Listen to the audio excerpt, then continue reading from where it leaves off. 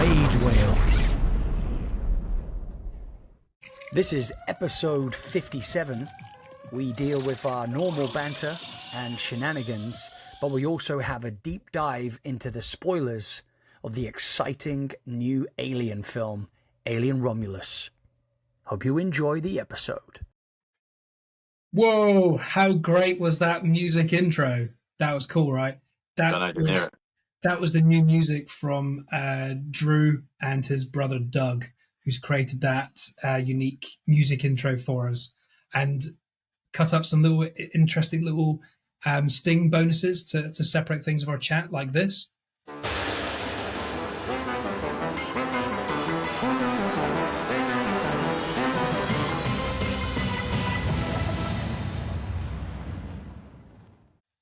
And like this.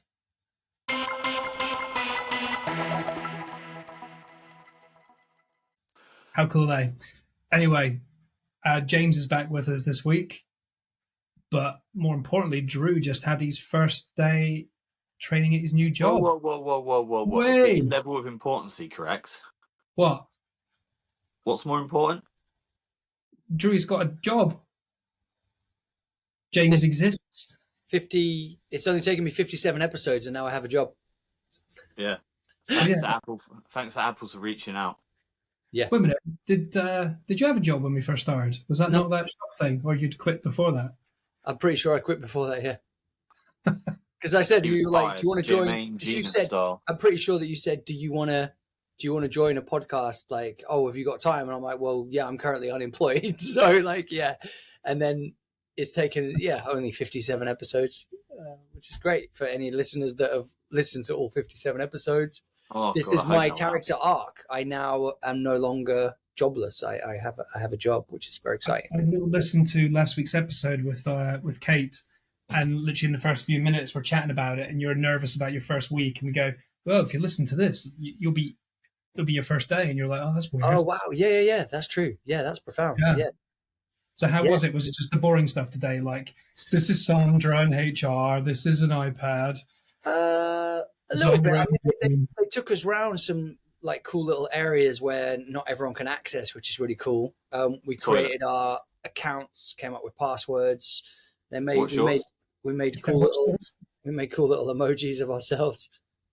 Yeah, that's cool. With our pronouns, which is cool, man. Which is great. Oh god. Yeah, man. Yeah, it was cool. At the end of this week, though, we're going to the Brighton Marina, though, which is pretty cool. So they're putting us up. We're not putting us up in a hotel because obviously that would actually be helpful. But we're commuting to one of the hotels there to carry on the training, basically. Cool. And as people can probably tell from your background, if they're watching the visuals, that's your pillow and bedding because you're crashing on some sofa. Yeah. I mean, transparency is key, I guess.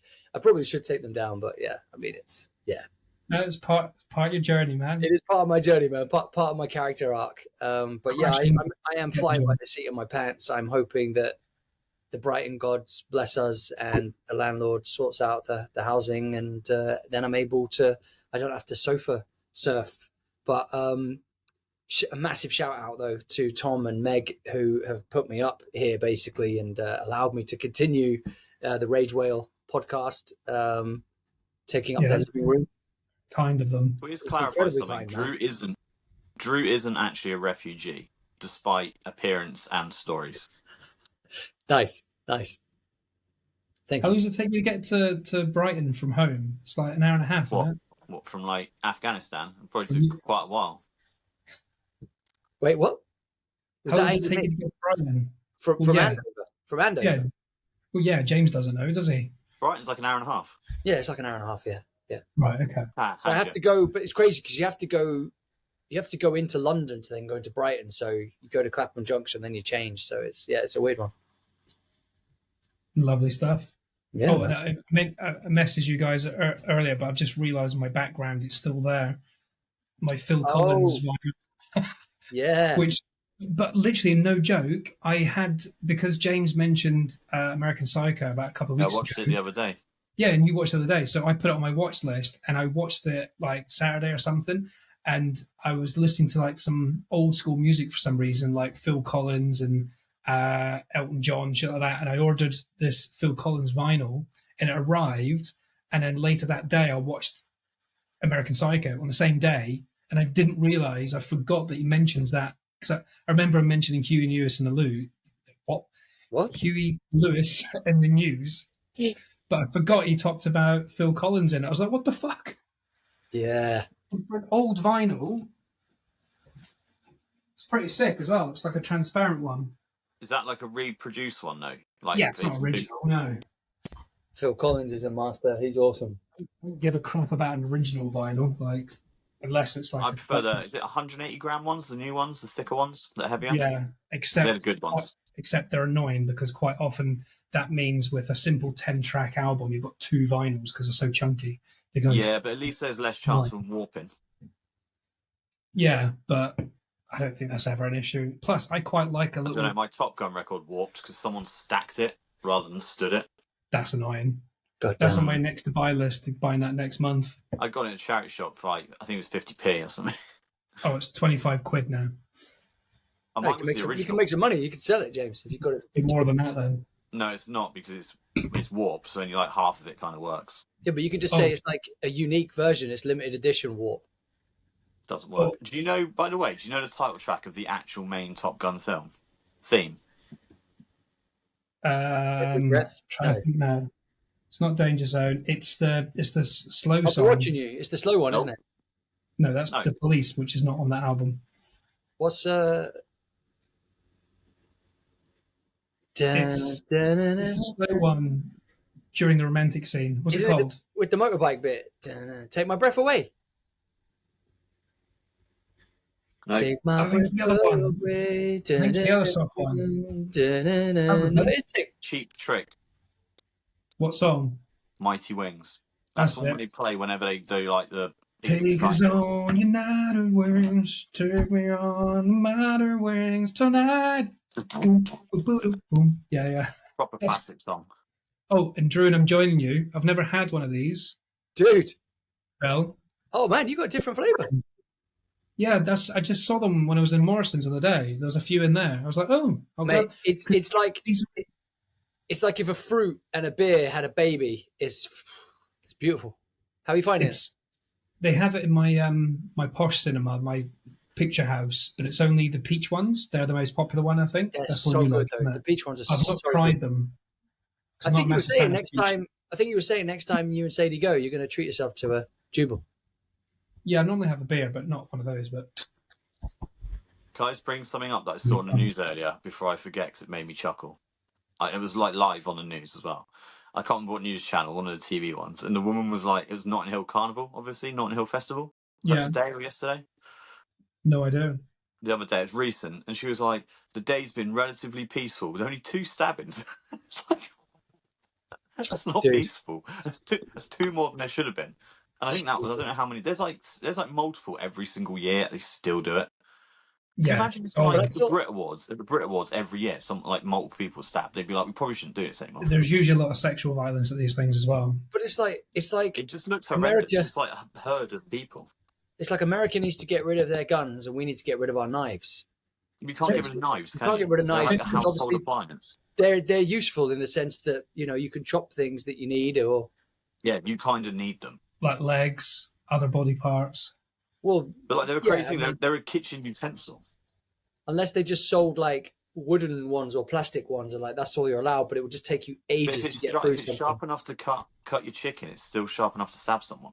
But then people like if you leave pita bread out in the sun to get all crispy, you can cut through flesh with pita bread. So I mean, obviously, that's a strange story. Anyway, but you could. What the hell you just said? It would take ages to cut through something with pita bread. They should give all the British people the right to bear arms and give us all a gun each. See how it affects us as a civilization. Terrible. Take all the guns away from America and give them all knives. We'd be worse. At this moment in time, we would be worse than America. If you can't, like, knives is like close-up combat. If America had to be close to their victims, there might be less of them. That is a really cool and dark concept for a film, though. Like the idea that, like, that you got The Purge and you got all these other ones, and what was it, Jackpot or whatever. You have the thing where, as a film premise, they give all of the guns and ammo to a different country just randomly to see how they deal with it. And that's the premise. I think 10 years ago they could have trusted us, but at the moment we're kind of borderline dictator run, aren't we? Okay, so, exclude London from the topic of conversation. Yeah, I mean, England itself, we're borderline dictatorship now. And so in America, exclude like the southern states, like the Bible Belt, because they're shut it down. Yeah. This fact is from either last year or the year before. I don't think it's from this year. So in Russia, 300 people were sent to jail for Facebook posts. That's insane, isn't it? For typing digits, yeah. Prison, if it's inciting violence, then actual prison. Like, who has the real power? Like, if I wrote something on thing, do you really think my followers are going to go, do you know what? Yeah, let's go and have a riot. Yeah, but if there's evidence, they would cancel you, James. Some of the things you said on Rage Rail, they would cancel you. We're not going into specifics here in that sense. Like, yeah, if I said something stupid, if I got arrested, I'd be shocked. But these people that are on Twitter that incite violence, these are more deadly than the person with a knife or a gun, because that person is organizing multiple people with guns and knives. Well, these people that get arrested are like Dave from round the corner who has like 600 friends, and it's not though, is it? It's not though, is it? They're not arresting Dave from around the corner. They're arresting bigger people that have got a bigger reach. If Dave's got 600 friends, Dave's 600 friends have friends. That murder of the 3 girls that happened like a month or so ago, when that woman who didn't know anything said it's fucking Ali Akbar or some Muhammad, whatever his name is, killed these girls and incited a race hate riot across the UK. He's not of that race. He's Welsh.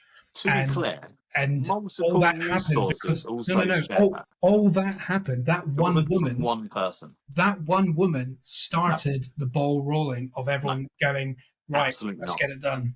Absolutely not.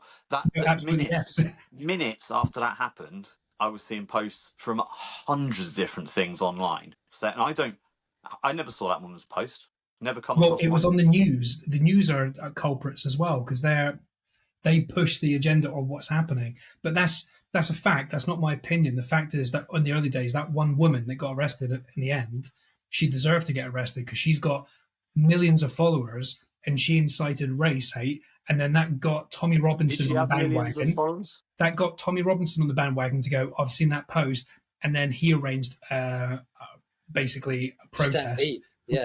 Which is not polite. Either way, whatever. We are, like I say, a Nazi-run country now. But so 300 people went to prison in Russia. How many people that wrote words on a computer went to prison in England that same year? Thousands. 3,500 nearly. But do you know what they're doing? Do you know what's better than that? Writing words on Facebook is a more punishable crime than being a paedophile. That's why we're stuffed. I'm sure I heard the other day as well, like a paedophile didn't get put in prison. No, he got 12 months suspended sentence. Because someone said some woman on Facebook wrote, I don't want my money going to these like illegal immigrants, blah, blah, blah. They're like jail, 20 months. A guy gets found with hundreds or thousands of like indecent images of children, he gets let off. You're better off writing on an Etch-a-Sketch because at least you can shake it and it disappears. So then people will never see it. It's embarrassing, isn't it? Like that's terrible.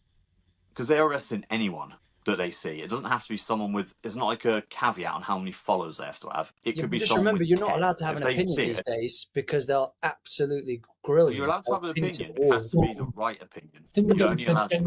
How do we get into this dangerous territory? I don't really want to be into it. This is this feels a bit like deep water, guys. Well, you mentioned we have strong opinions on this, and I generally think there should be some sort of kickback on these people that write such horrific things because if we don't, social media, simple as that. If we don't, then it's going to be insane. Well, I would say, I think social this media. is what they're saying.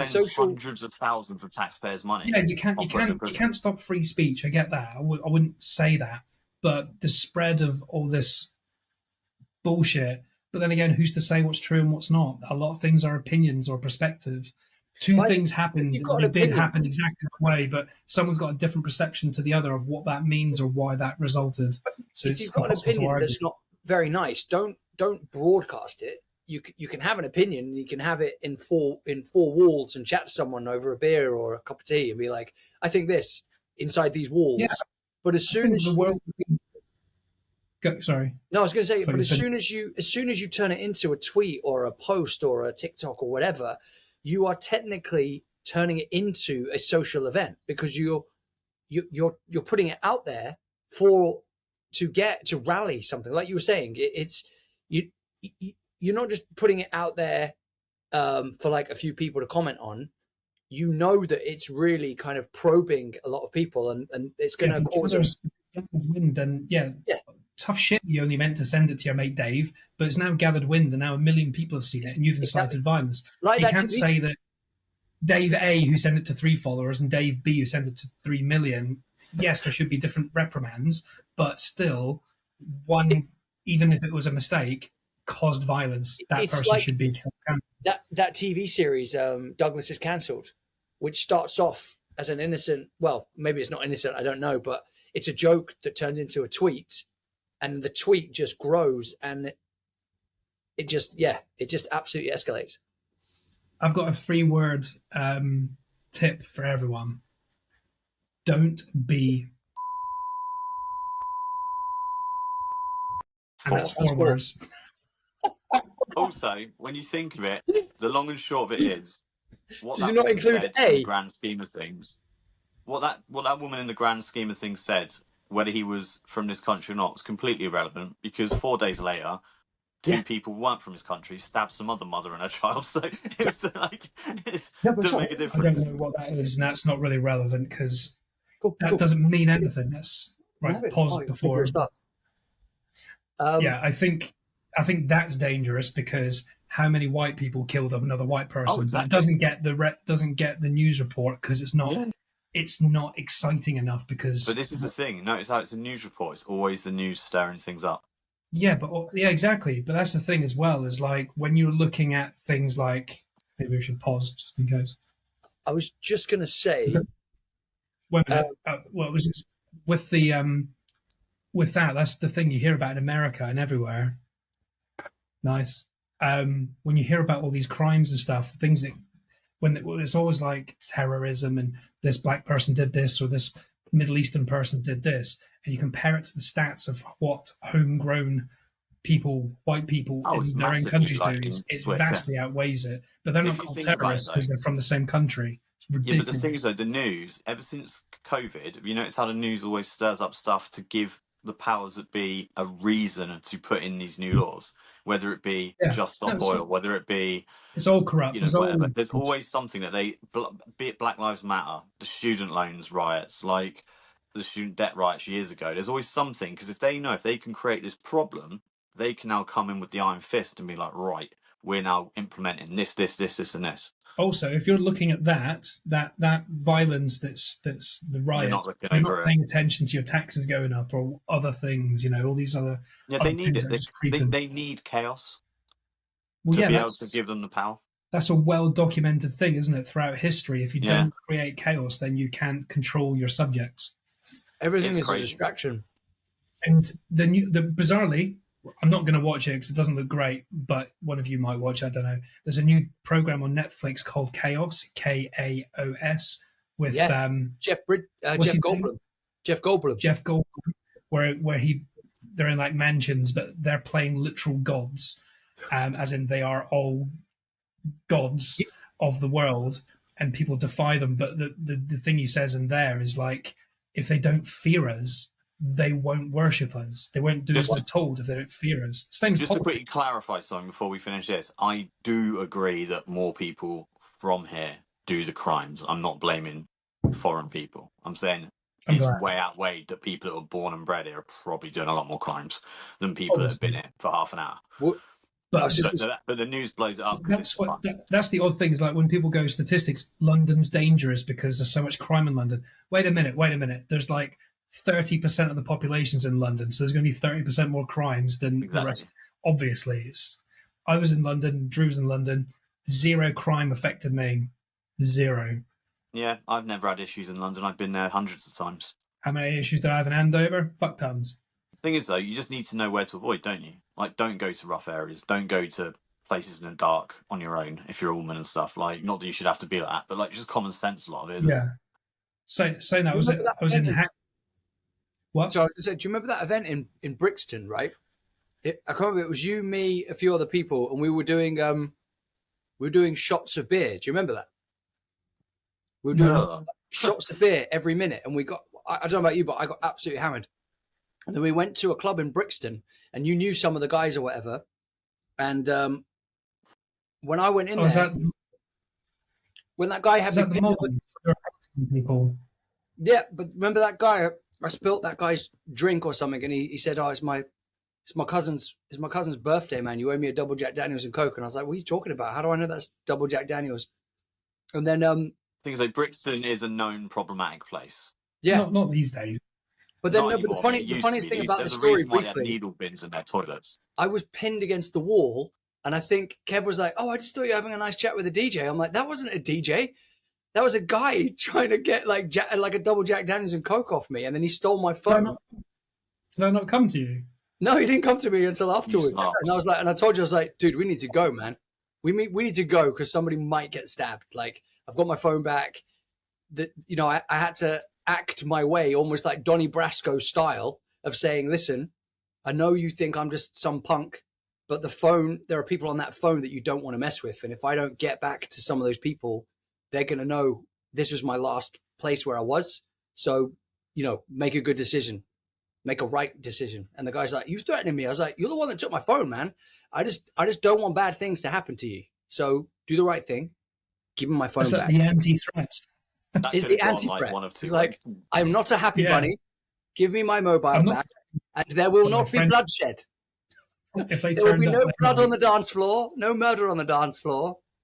I do sort of remember that because that night was a weird night because it was when I did photography for the company Smut, and they did like Smut. Is that what that tape used to have? SMUT, had that in the house, and had like loads of tops and stuff like that. They gave me loads of merch. And a couple of the models I photographed, one was literally a porn star, who I kept in touch with. She's a nice person. We did a photo shoot in Brighton, bizarrely, a while later.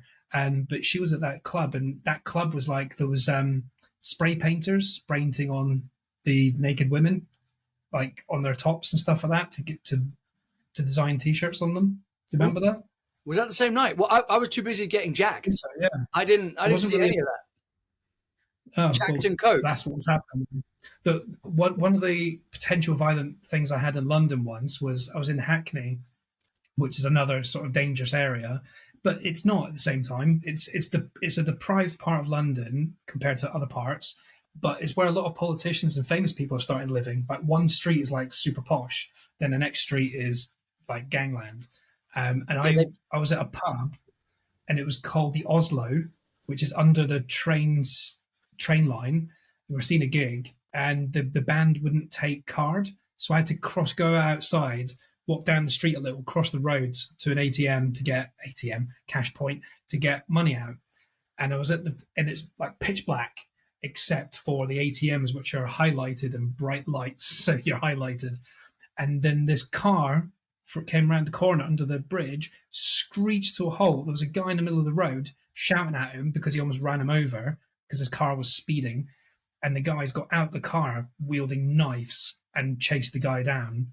And he got away, luckily. But they're like 10 foot away from, like, the car pulled up at where I was getting the cash point. I'm like, there's like two guys here with blood in their eyes who are clearly on drugs with knives in their hands. And I'm standing at a cash point that's well lit with like 60 quid in my hand. I'm like, You do the math. Luckily, you just got in the car and sped off, but fuck, that could have been bad. Sorry to interrupt the show. Just a reminder to say we love and appreciate you all for listening to the podcast, whether it's on Spotify, Apple, or Amazon. Don't forget to subscribe, rate, follow, as this really helps us continue to progress and improve the content and keeps us making these fun episodes for you guys. Oh, we're also on these things called Instagram and TikTok.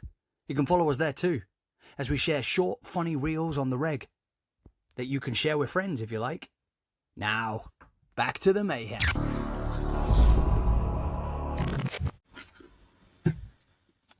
Oh, I'll tell you one thing that happened this week, which is pretty horrible, and then we can maybe move on to something positive and film related, maybe. Nah, I work from home most of the time, but on Thursday I was in the office, so I was in Chester city centre, and about 10 o'clock in the morning, like, again, if you live in London, you hear police sirens every 5 minutes. It's just constantly in the background. When you live in somewhere like Chester, I hear a siren once every 3 weeks, and it's usually an ambulance. I don't really hear police doing anything. There was about 6 police officers, police cars that went past our office in the space of 5 minutes. So we were like, what's going on? So we popped outside to have a look, and then about a couple of paramedics, ambulance came, a fire engine came, and some proper big meat wagon police came. I was like, what the hell? The whole road was blocked off on Lower Bridge Street, which is the main bit of town down to the river. And we didn't know what was going on. And then we found out later, we don't know that. Apparently, nothing suspicious. Sounds bloody suspicious to me, though. But a woman fell to her death from the 4th floor, the top floor of a building. Died. It's fucking horrible. That's definitely suspicious. Well, that's the thing, because the police were there for quite a while, and we're like, is there someone else in the building? Is it depression? Is it something that's? But there's been no report, so all we can do is speculate. But either way, it's one of those things that was exciting for 5 minutes, like what's going on, until you realise what's happened, and then you feel disgusting that you're probably shouldn't even be discussing it. But it was like the biggest thing that happened this week. It was fucking horrible. Going back to Sven Goran as well. Going back to ATM though, when you said maybe we can get it back onto like a film or something, and it's actually one of James's favorite films. Hang on, whoa. They were saying that people said, "Oh, the ATM machine," but the M stands for machine. Oh yeah, it's not and that's from Spider-Man Into the Spider-Verse in Japanese. That's Into the Spider-Verse, man. Where at the beginning fight. Oh yeah. I've got another one of those on Schitt's Creek. He's like, they think he eats his card at the ATM machine, the ATM, and he goes in and he goes, I need a new card. He goes, oh right, what's your PIN? It goes, right, my PIN number is. It's like, you don't have to say PIN number. It's just a PIN. It's not a PIN number. It's a PIN. You can't say number after PIN. It's just a PIN. Do you know another thing that doesn't make sense? You know that really famous Alicia Keys song, New York? Yeah. Have you noticed the lyrics? I saw this in an episode of Brooklyn Nine-Nine. Jake is like singing the song. He's like, concrete jungle where dreams are made of. And he's like, wait, what? Concrete jungle where dreams are made of. What? Dreams are made of. Don't need to work off. Doesn't even make any sense. Well, no, but it's a metaphor. Dreams are made. It's poetic. Jungle where dreams are made of. No, but doesn't even make sense. No, but the concrete jungle is like, we're saying that we're animals in this crazy city, and the concrete, it's a concrete jungle as opposed to. No, it's the actual concrete jungle where dreams are made of. The bit that doesn't make sense. No, but you can. You have to try and find the dreams within the concrete jungle. That's like in life. Concrete jungle where dreams are made from. Where dreams are made of. Where dreams are made of. Where dreams are made from. Oh, he's saying that the technically, dreams are made of jungles. But actually, that's what dreams are made of concrete jungle in the sense that, say you went to Starbucks. Starbucks was a dream that somebody had as an idea that then got turned into an actual shop. So it is someone's dream made of. They're part of the concrete. They're part of the concrete. Good attempt. I'm not saying that Starbucks is a dream. Well, it was a dream for someone. PR. Yeah. Oh, and I think I can't remember if I messaged you both or just Drew. It might have been just Drew because he mentioned Jax, that musician who shared our story last week. I actually listened to the full album, and it can't be classed as a comedy album, but it is funny. But it's pretty devastating, some of the songs. It's like really good, like folky, clever. Like, have you listened to the whole album, Drew? No, I really want to. It's poetry. I did. Haha. Did you? It's not bad, is it? Did you? It's really clever. Yeah, I did. It's really clever wordplay, and some of the songs are really devastating. It's like, bad things that happen to girls and stuff like that, and her talking about it's pretty impressive. Is she calling out? Okay, sorry. Yeah, like Predators and stuff like that. Yeah. Things that she's had issues with and things. Was it like Arnie style? But every like 2 or 3 songs, there's a little interlude, and the little interlude is a little joke. And that's the thing you made us listen to last week. That was an interlude. That wasn't a song. So the funeral is a. I thought it was. Oh, it's an interlude. It's a little ditty. She does like 30-second to 1 minute 20-second long little ditties that are quite funny. That was brilliant. It's good. But I just love the way that she diluted the fear of death, though, because she's like, let's just have a party. Just have a party and get fucked up. Like, don't worry that I'm not here anymore, or it's like, enjoy yourself. It's great. Yeah, no, I thought it was good. And I realised at the very end she does a song called Victoria's Secret, and I've heard that before. I've heard that on a film.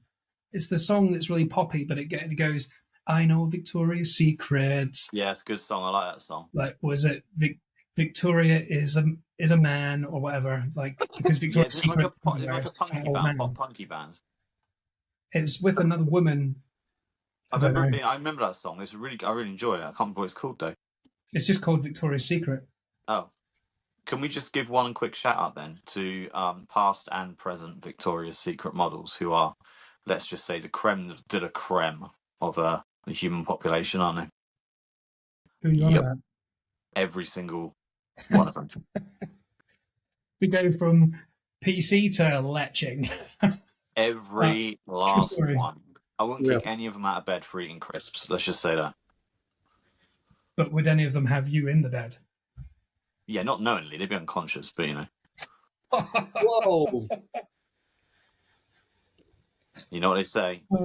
Size doesn't matter if they're not conscious. Whoa. That's a naughty joke. These are don't put that on Twitter, James. You will get absolutely obliterated. One for you for Valentine's Day, Drew. A classic is roses are red, violets are blue. I got a knife, get in the van. Wow. But as a poet, that's as a poet, that's quite that's more prose than rhyme.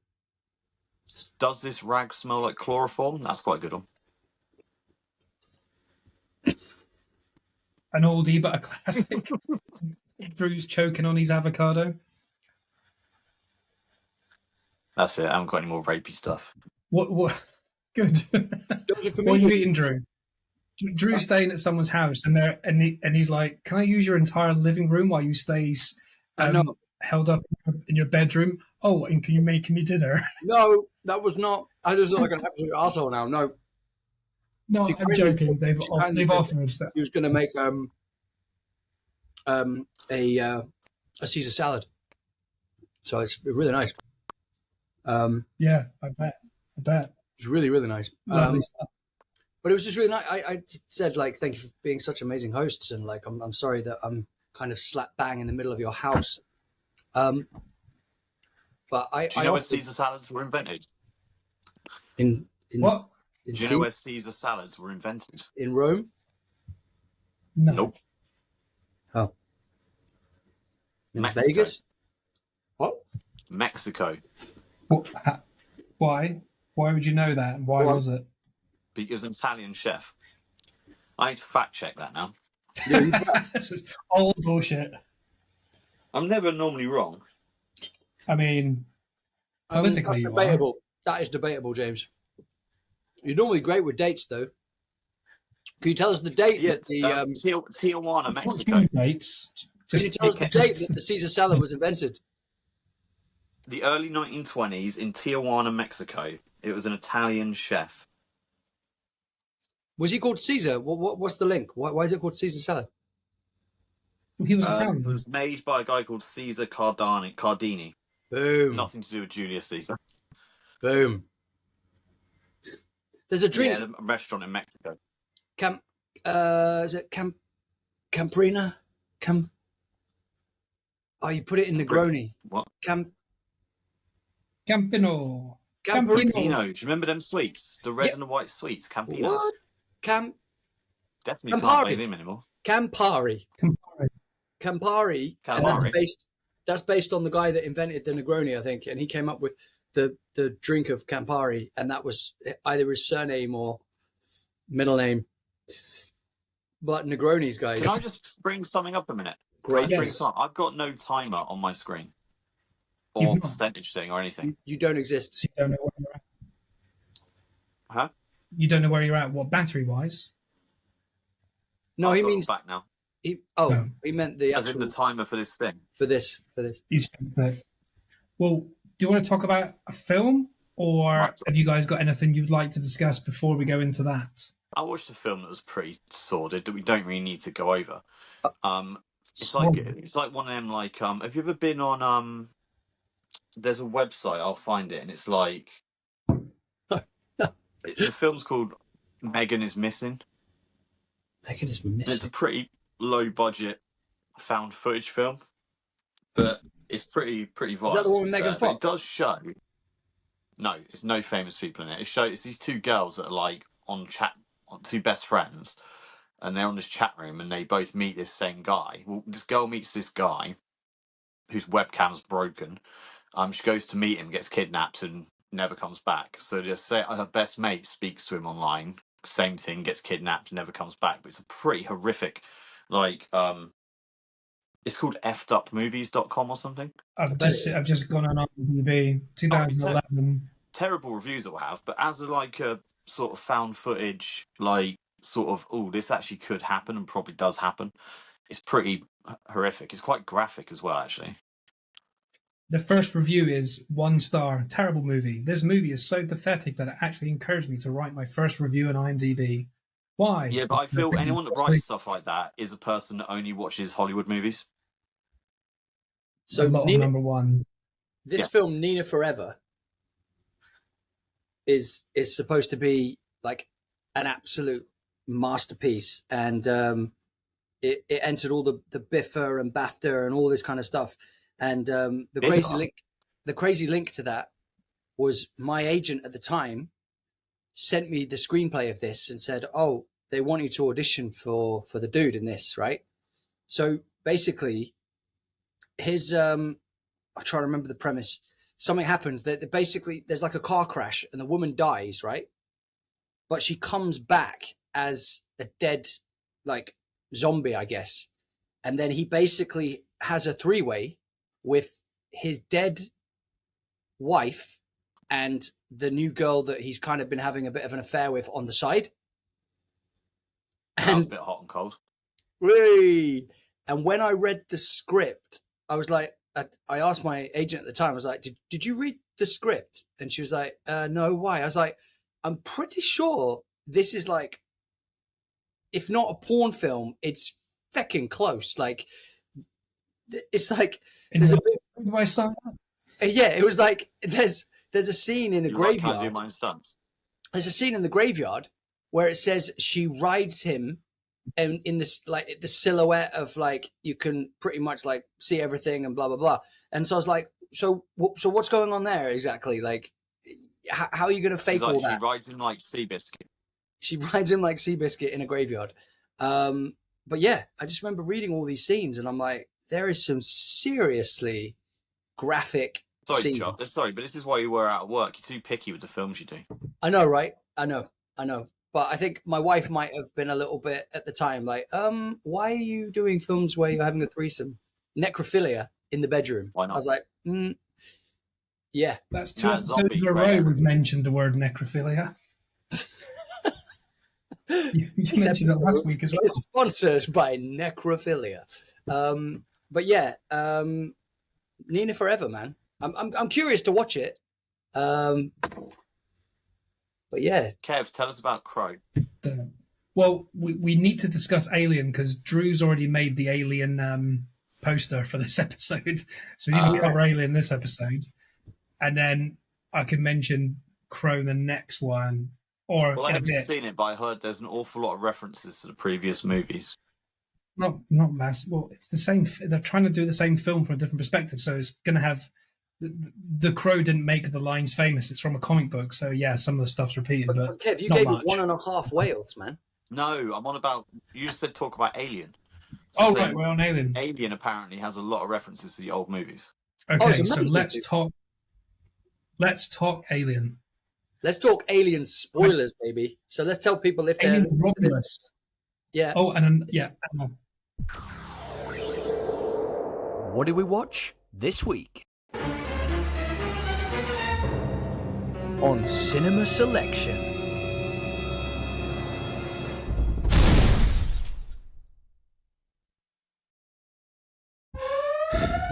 This is a warning. Serious spoilers up ahead. Spoiler one as well. If you're listening to this and you haven't seen the film, go and watch the film first, and then bookmark this episode and come back and join us. I don't think we could. I'll be back in a minute. Then. I don't think we should let alone. Oh yeah, that's true. Too many spoilers. Oh yeah, I think but James knows the whole premise. Does he? The last scene we should probably not discuss. Okay, yeah, because that's a real, yeah. Yeah, I don't think there's really that many spoilers for an Alien film. It just is what it is, isn't it? It's. But I was so. Go on. All right. Well, I'll set it up then, right? And then you tell me your thoughts and stuff. So, yeah, I think most people will know this anyway, but just for the sake of so everyone's on the same page, it may contain aliens. Well, Alien Romulus, the new film out last week. Well, I saw it like bloody 3 weeks ago now because you guys have been so slow at seeing it. So anyway, it's been a while since I've seen it. But it's set in the time period between Alien and Aliens, the first and the sequel. And it tries to mix both of those genres because the first film is pure horror with one alien that crops up, and it's proper terrifying. Aliens, the sequel, was more of an action film where there's hundreds of aliens and it is still got the horror element, but they're totally unique films. So when they were done, there was nothing like Alien. And when Aliens was done, there was nothing like Aliens. So everything since then can never have the surprise factor apart from creating slightly new alien kind of creatures. But in this one, there's bits I didn't like overall, so it's not perfect for me, but I did think it was really good. I thought the beginning was very slow, took a while to get going, and I do like a slow build up to build tension, but getting to know the characters that I didn't really care that much about wasn't really that relevant, as long as you got to know Kaylee Spenny and what's his name, David? His name now. He's Andy, doesn't he? I can't remember. Johnson. Wimmer. It's Johnson, isn't it? That's it, David Johnson. Those are the two characters I care about. The rest are just periphery. You know, they're not going to be in it long enough for you to care. So I thought it built them up a bit too much. But when it started ramping up, when you knew the little xenomorphs were coming, you're like, this got it right. It was so jump scary. It was so visceral. It was violent. It was aggressive. It was you could feel the horror there. It didn't bother me, but that's because I've seen them all and there's nothing going to be that new. So nothing shocked me. I was still hoping for a scare and I didn't get any, but it was good. I think the way that they set up the obstacles for the characters was new for the franchise. I thought that was clever. So for example, they almost made, so like in Indiana Jones, you've got the snake pit. I'd say in this film, you had the face hugger, room essentially where they have to kind of go through the bit where all the fingers are sticking out the room trying to break out. That was the creepiest moment because it's just loads of spiders. But I thought when the room was kind of defrosting, so to speak, and then you could just see them fall into the water, and you're like, no, that is not what you want. The reason why I think this film works very well is essentially we're ahead of the characters, and this is what people haven't mentioned yet in reviews.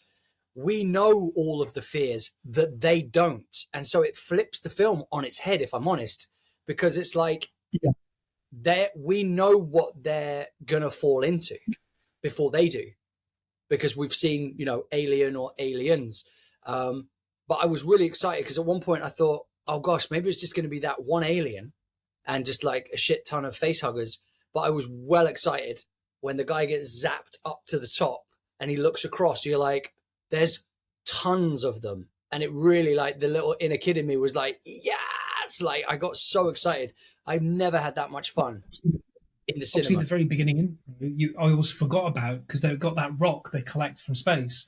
And that's meant to be the original alien from the film Alien. Yeah. The one that would shoot out the thing into space. And he opened up. And obviously, it killed all of them and then impregnated all of them. So there's loads of aliens now because that whole crew got fucked over. And they had it like up on the spaceship as kind of like a bit of an ornament, like, oh, look at the alien we got from Alien.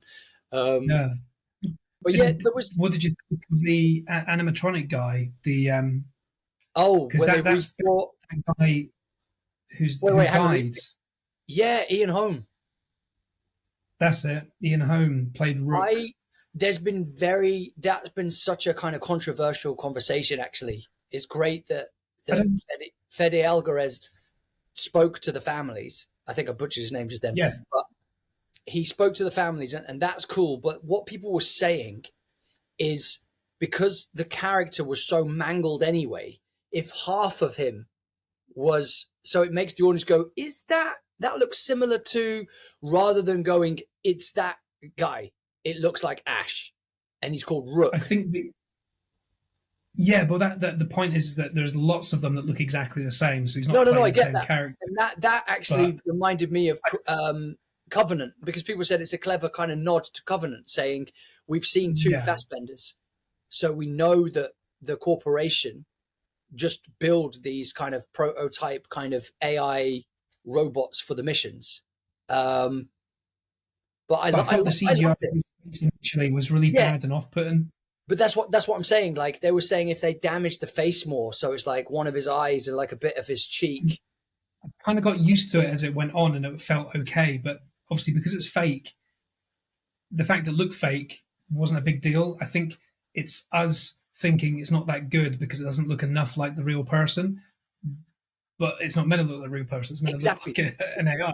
So it's exactly why I thought the deep fake thing, I think people are getting, like, that's brilliant that you said that, because when I watched it, I saw it as in, like, it's a prototype based on the dude, so it doesn't matter that it's not exactly right because they've just cut a few corners. I let that slide. But but like you said, there was lots of good stuff in there, like the zero gravity bit, stuff like that. That was genius, man. You know, with all the acid everywhere. Oh mate, but even the acid attack. The acid attack scene was seriously cool. Yeah, and I loved the bit that she was wearing Reebok trainers, and she was like, when they got the pulse rifles and the sound of those, so good. That brought me back. That was the coolest sound. But did you notice soundscape throughout was amazing? Yeah, I've got a question. Yeah, was it like retro Reebok trainers? Yes. Because here's the issue, and it's a really stupid issue. What year is that saying? God knows. Well, the future, surely, isn't it? Yeah. Why would they be wearing like really old retro 80s shoes? They did it in the original because they had to. Yeah, well, they weren't wearing retro shoes now, in the 70s. They were wearing brand new trainers in the 70s. They were 70s. Yeah, but like that shoe would not survive like 1,000 years. It would have fallen apart. But also, would they let you wear trainers if you're going up to where they've got acid? But I guess, No, so the film did loads of things for the fans that didn't work, which is what, James, you were saying at the beginning there, which didn't work for the film. Like the Reebok trainers, that's cool because that's the same trainer probably that what Sigourney Weaver probably wore. I don't know, but it's linking it, so it's really cool. But obviously the reality is they wouldn't be wearing those. Also, the bit where David Johnson, what are we calling him? What an android? It's not an android. Android. It's not an android. It's something else. Do you know what I mean? They're not an android. They're something else. But anyway, we'll just call it AI because it's artificial intelligence. Like it's sort of, yeah. But they're called something. I'm sure they are. Anyway, when he kills the alien, he goes, he says the line, "Get away from her, you bitch." But he says it like a robot rather than going, "Get away from her, you bitch." He goes, "Get away from her, you bitch." But there's no reason for him to say that. Zero reason. No, on a second viewing, there is, because the young lad that kind of keeps bullying him, you know, like the not very nice guy at the beginning that has the electric kind of. Yeah, but they're all gone by this point. What? They're all gone by this point. No, I know that. But when you watch it again, he keeps saying bitch. He keeps saying the word bitch to Andy. And that's why it's clever. It's really clever. And this is what people were saying. And this is why I really enjoyed watching a lot of the reviews, because it's like, and that's why he acts the way that he says, "Get away from her, you bitch." And it's like he's finding a word. That's why it's very clever, because it works, because the guy keeps... Yeah, and when you watch the second time... It sounds like they're just shoehorning a phrase in though. No, but this is why it's so clever almost, because when you rewatch the film, there's loads of cool little things. Like when I watched it a second time, it's a number 13 is the little tunnel they go down to where those things are the face huggers are, and I thought that's a cool little. Yeah, it's a cool little thing that it's the number 13 comes up. You're like, whoop, unlucky for some, but that's a cool little moment. So there's all these little things that you see on a second rewatch. Yeah, but I think it was a good one. I was in the moment. Though. I really enjoyed it.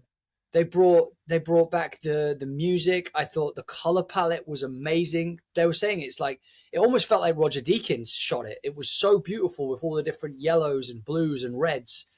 People were saying it's like the sexiest looking Alien from a kind of cinematography point of view.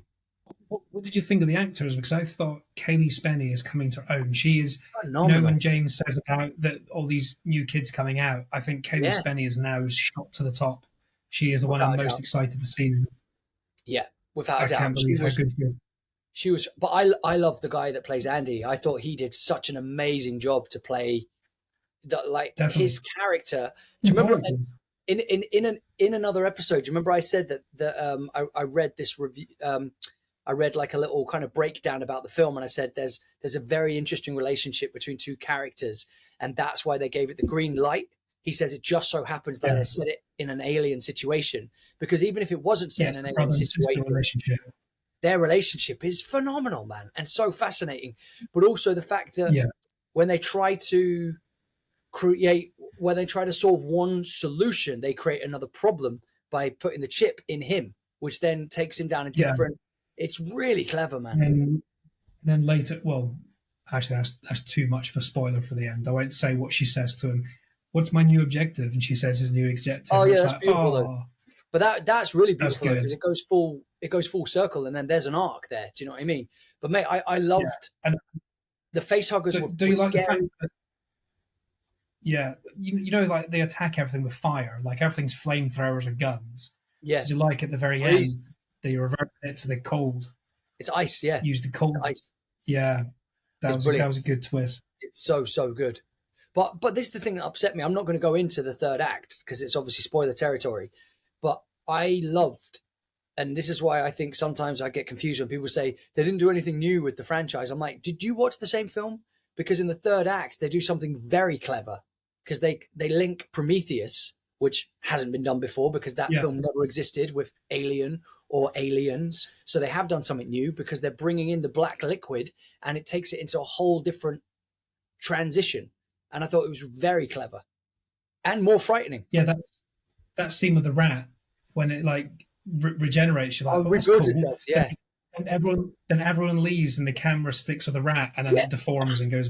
You're like, oh shit. Yeah. So you know something's about to happen. Yeah. So just get in the dog. I can still hear you. Oh, James, you love it, man. I've seen it twice already. I'm going to go see it again probably tomorrow or Wednesday. 3 times. Yeah, man.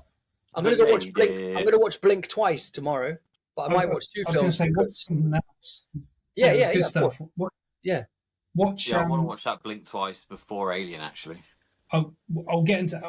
We'll leave that for the next episode. Have you seen Despicable Me 4's on Prime already, or it's on Sky anyway? Despicable Me 4. Despicable Me 4. Oh, there's loads on there already. There's some other stuff that's just come on as well. What was it? What film did really bad in the cinema? That's out already. How many whales? Are you on about Borderlands? I think Borderlands is getting like harsh reviews. I quite really enjoyed it as a fun film. It was. I thought it was a fun movie. But this is the thing, like, guys, films. If I watch a film and it's 2 hours and I'm not looking at my watch or wanting to text somebody, then the film has done its job. Because if it has entertained me for its time, for the running time, then thumbs up. Too many people now in reviews are like, they want films to kind of change the world, and it's like, it's not always going to do that because there's restrictions. I love a shit film, but it's just got to be entertaining, and Borderlands was, but it doesn't mean it was good. Put it this way, would I pay to watch it again? No. Will I watch it again when it's on Netflix? Yeah. Because I thought it was bloody fun. You've almost answered your own question though, because if you wouldn't pay to see it again, then technically it's not good value for money then. But if it was free, I'd watch it. If I was in one of them moods where I didn't want to pay a load of attention, but wanted to put something on that was like in the different, background and I'd while only you seen scroll. once. No. Well, I'll still be watching it. You know, sometimes you can't be bothered to pay attention to like bloody Shawshank Redemption or something. Like it's something I've only seen once, so I'd watch it again to notice things that I haven't seen before. Yeah. And I enjoyed it. I think too many people that leave reviews aren't film lovers; they're Hollywood lovers. So the only films they watch are blockbusters. They don't watch like B films, which I do, which is why Megan is Missing. I thought was actually not. It wasn't bad. It was like it was slow, but it was also very realistic as to what could happen in life. Like the last 22 minutes of it, right, is a police thing that comes up saying this is the last 22 minutes, unedited, uncut of what we found on a video camera footage, and like 6 minutes of that is spoiler alert, the killer digging a grave with her in a barrel, like plastic barrel with her dead friend, like screaming, like begging for help, just like asking him to let it go. And that it's just him digging. You see his feet, and it's just 6-7 minutes of that just digging. But to me, that's more real than like actually anything else. Like that's what it actually is, quite realistic. I'm not against that, and I don't mind low budget. But I can get it why people 6 minutes that of digging are all just about seems the lazy. Avengers or like no, not at all, because that is that's terrifying. If you had that for 30 seconds, it's like it's realistic. It's a small scary moment, but you have it for 6 minutes. It's like something's going to happen. Something's going to happen. This is like in a violent nature that me and James have seen. There's again, I don't really want to give away the ending, but obviously it's slow because you're just following the killer around. Stolen from Texas Chainsaw Massacre. But the ending, it's her in a car escaping, and it's just the camera on her face looking terrified the whole time. The woman who's helping her driving, you're like, has the woman got, because it's delayed on it for so long, it's not, oh, she's just got to ride out and she's escaped, she's free. It could have ended 20 minutes earlier, but it's not. It sticks with him in the car because it builds up the tension. Is that woman got an alternative motive? Is that woman going to stop the car and help her and he's going to appear? Is she not sure what's going to go on? And then when they do stop the car, and she's like, no, don't stop the car. Don't stop the car. We've got to keep going. When they stop the car, all she's doing is looking around, and the camera is pointing in the bush at a tree, like just in the thick bush. It's just slowly zooming in. You're like, oh, fuck, we're going to see the guy's face. We're just going to see something. We're going to see something. Nothing happens. Nothing happens. Literally nothing happens. But that last 10, 15 minutes of tension is the most tense that film has. And it is properly like, it ends and you go, oh, thank fuck she got away. But that had me on the edge of my seat for 15 minutes. And for 15 minutes, what happened? Nothing. Okay. So I would recommend watching, bearing in mind you can watch it on fwmovies.com. Watch Megan is Missing. It's very slow, the first 2/3 of the movie. Very slow. The last third is a bit like uncomfortable at times to watch because they're so young. It's a bit like but not one point of it is like that's far-fetched, that's ridiculous. It's exactly what I believe a actual crime would happen, and it was the actual stuff the police would find, and it probably happens all the time. Jeez. So that's how you got to look at it. Yeah, so it's like a person that's all into like CGI and flashes and bangs and superstars in the movie, they're not going to enjoy it because that's not what they're looking for in a film. Can we just? Whereas I'm looking for like something different. Can we just quickly go back to Aliens? Because I was going to say, like, with the machine gun bit where she's got the pulse rifle and she's using the machine gun, which now has the added oh god, what's it called, where it can find them, huh? You know, where it's like what we have in our phones where it detects where people's face recognition, basically. Yeah, kind of like a facial recognition kind of motion, like a motion capture thing on the actual gun, which is sick. Yeah. But what's so clever, and I don't know if you picked up on this, in Aliens, when those machine guns are going, there's a bit where they set up the crane guns and they're firing, and the bullets sound exactly the same as the pulse rifle they're using, and Bill Paxton's character is saying 40 rounds, 30 rounds, and it builds the tension. It's really scary. And you've got Andy does the exact same thing, so he echoes back to Aliens when he's saying you've got 40 rounds, 30 round clip, 20, tent, like, and it builds the tension, because if that bit wasn't in the film and she's just firing around, well, one, we don't know as an audience how many's left because we only see the bars go down, but the intensity of him saying this is how many's left, and you've got all these monsters coming at her, that was just fucking so exciting. Can I say that bugs the shit out of you when you watch films and people fire guns for like infinite amounts of time? No, but it's realistic. But that's what I'm saying. It's realistic. That's what James agrees. He likes the fact that it's realistic. Yeah, because like I think it was like Die Hard. My dad was saying, like, in one of the Die Hard films, he's clearly got a gun that's only got like 10 rounds or something, and he ends up using it like 28 times. And my dad's like, that would have ran out. And he's not even putting another clip. He's just carrying on firing. So the continuity. That's why John Wick's quite good. He's constantly reloading, isn't he? Yeah, or he's stealing other people's weapons as well. I apologise in advance if I'm getting this fact wrong. It's a fact, and I think it's for Alien. I was just looking at my Kev's film thoughts because I know it's in a film I watched in the last couple of weeks. Oh, shameless plug. Shameless. Woo! It is a sexy Crow, Blink Twice, Jackpot, Alien Romulus, Demolition Man. Okay, that's enough of that, Kev. That's enough. This ain't paid sponsorship. What are you doing? Trap, Borderlands, Woman in the Sea. Anyway, I think it's from Alien Romulus when it's the countdown that you've got half an hour to this crashes. That is literally half an hour from the film ends. So that's another thing that fucks me off. When someone goes, this bomb's blowing up in 4 minutes and the film's on for another 30 minutes. It's like, really? Well, in Alien, it's exactly when it goes, this is set for a collision course in 30 minutes.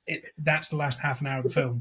Mate, this is why I love the film. Like, there's a ticker down from 3 minutes, and it's about 8 minutes till they turn it off. It's like, really? The reason why I love the film is he's done such a great job with the story in the sense that they say, like, great writing is... Series counting down from 3 minutes now.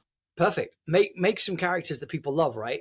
But put them in situations where they're constantly being tested and they need to get somewhere, but there's always constant obstacles, or there's a betrayal in the group or whatever.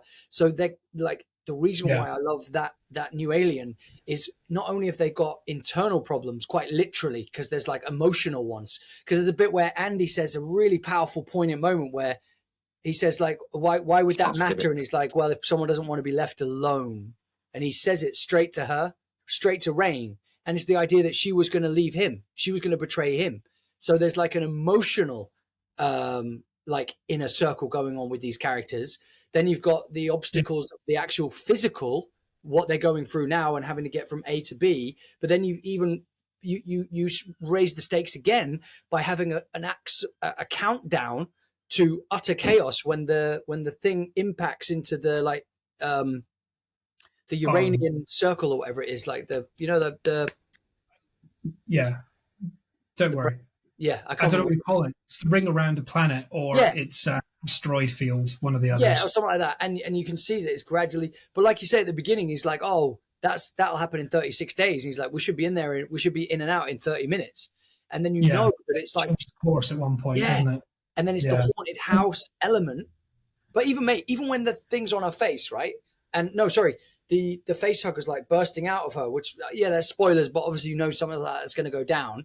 But the fact that when it happens, her reaction, her foot goes out and kicks the gear of the spaceship, so it creates another problem. So that it snowballs throughout the film. A bad enough problem plus aliens. They've got a problem before the aliens. Then there's aliens. Then it goes off collision and speeds up. Yeah. And then wait a minute, all my friends are impregnated or dead. Like, yeah, pretty much. Sounds like Geordie Shore. And the one thing that's meant to help me is now programmed to help the aliens as opposed to me. Yeah, like, which is brilliant. Everything's against you. Yeah. But you want